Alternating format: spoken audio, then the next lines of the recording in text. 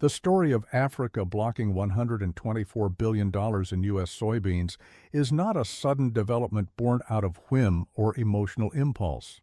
Rather, it is the culmination of decades of global trade dynamics, agricultural dependency, political leverage, and economic strategy, coming together in a moment that has left the world both startled and intrigued.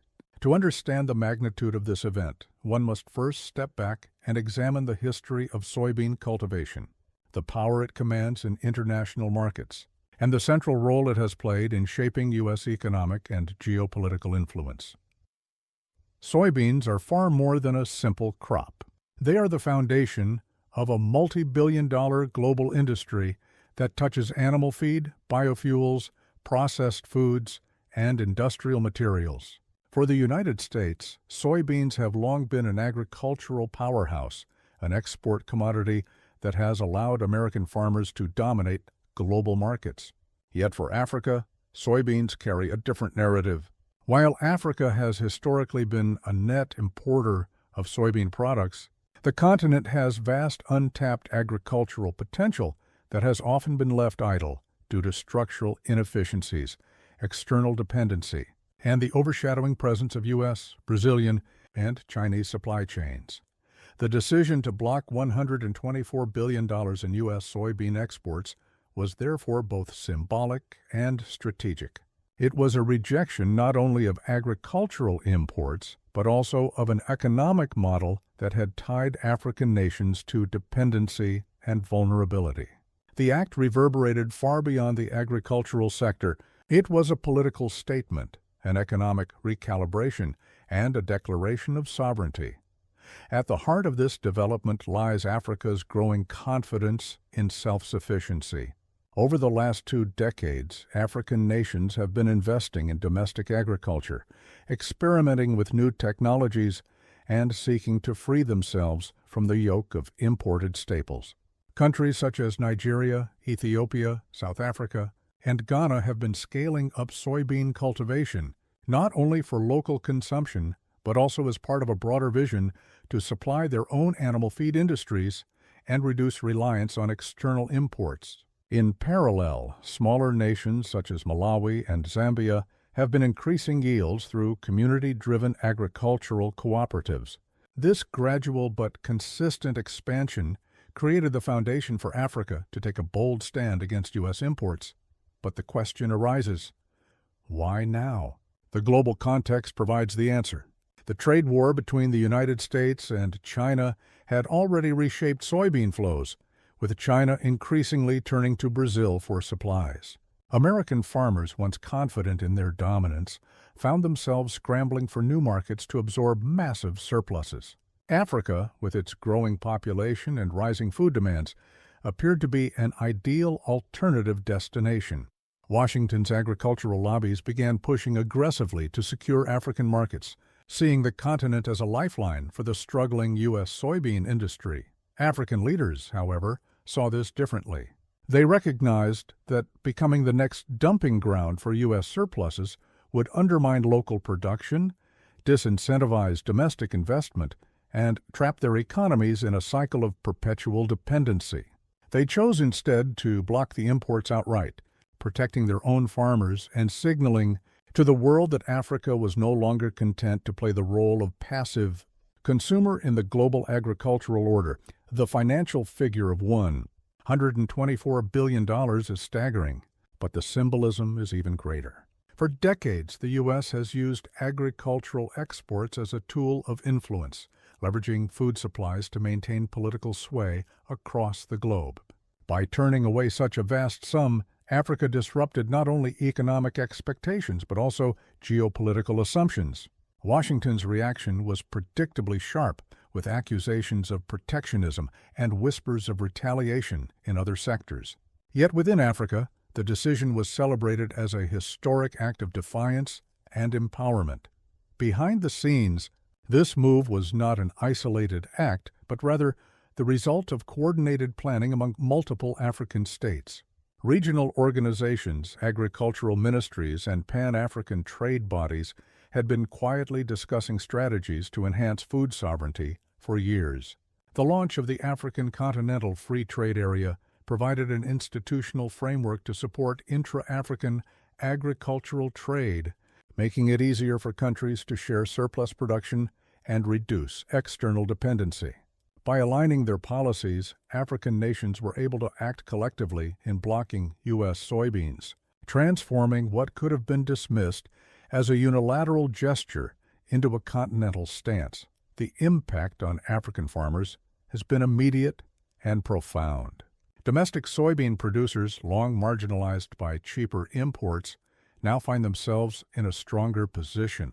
Local processors, who once struggled to compete with the flood of foreign soybean oil and animal feed, are experiencing a resurgence in demand. The ripple effect extends to rural communities, where increased agricultural income is spurring small-scale economic growth.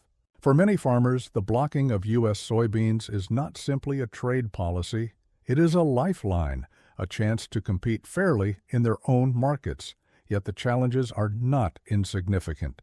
African soybean production still lags behind global giants in terms of yield, technology, and infrastructure. Storage facilities remain inadequate, logistics corridors are often underdeveloped, and access to credit continues to limit scalability. Blocking U.S. imports may provide breathing room, but sustaining self-sufficiency will require sustained investment, innovation, and policy consistency. Without these, the risk of supply shortages or price volatility could undermine the gains of this bold move. On the global stage, the ramifications are equally significant. The U.S. soybean industry, already battered by the loss of Chinese markets, now faces another devastating blow. Losing access to Africa not only cuts into immediate revenues, but also jeopardizes future growth potential in what is expected to be the world's most populous continent by 2050. For Washington, this is more than an economic setback. It is a geopolitical embarrassment, a sign that U.S. influence is waning in regions it once considered secure. China, by contrast, has been watching closely. Beijing has long sought to expand its influence in Africa through infrastructure investments, loans, and trade partnerships.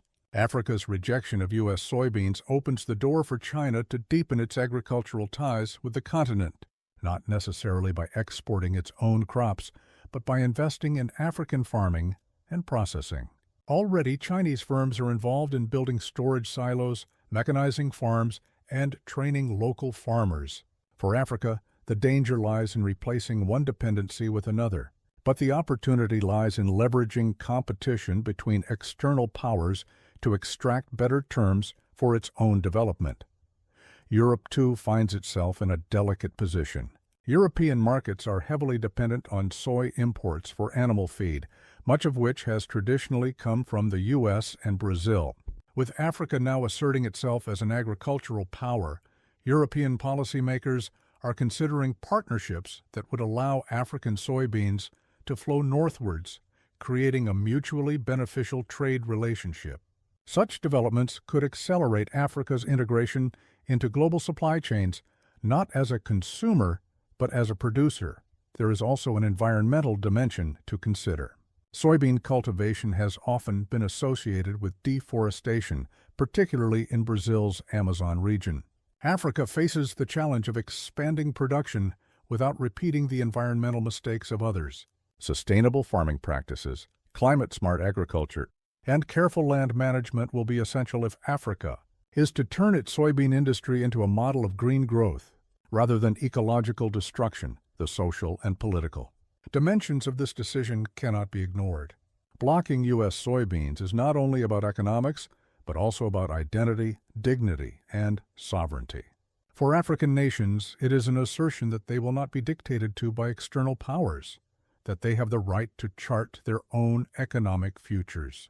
It is a message to their populations that leaders are taking bold steps to protect domestic interests, even in the face of global pressure.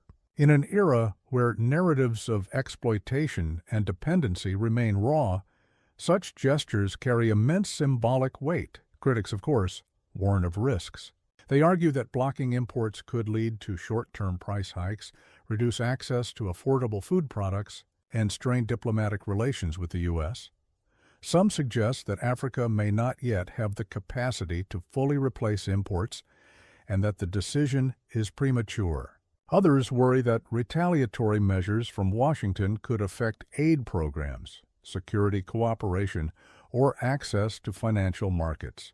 These concerns are valid, but supporters counter that every journey toward independence carries risks, and that Africa cannot build resilience without first making bold choices.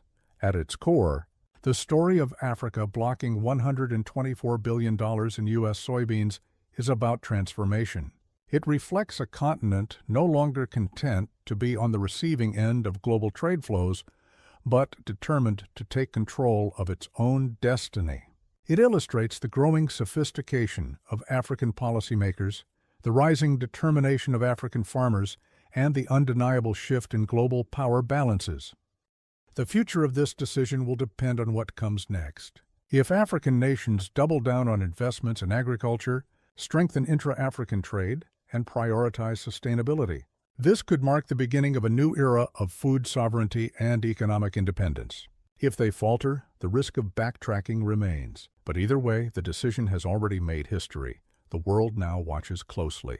American farmers are reeling, policymakers in Washington are strategizing, Chinese and European actors are positioning themselves, and African citizens are experiencing firsthand the impact of a continent asserting itself. What began as a trade dispute over soybeans has become a defining moment in Africa's journey toward self-determination. In the long arc of history, there are moments when nations or continents draw a line, when they choose to resist patterns of dependency and declare their intent to chart their own future. Africa's blocking of U.S. soybeans is one such moment. It is more than agriculture. It is more than trade. It is a bold statement that resonates across borders, a message that Africa is no longer content to be a pawn in global economics, but intends to be a player shaping its own destiny. And so, while the number $124 billion captures headlines, the real story lies in the deeper currents. It is the story of sovereignty over dependency, of courage over caution, and of vision over convenience. It is the story of Africa standing tall, asserting its right to feed itself, and sending a message that will echo across fields, markets, and boardrooms for decades to come.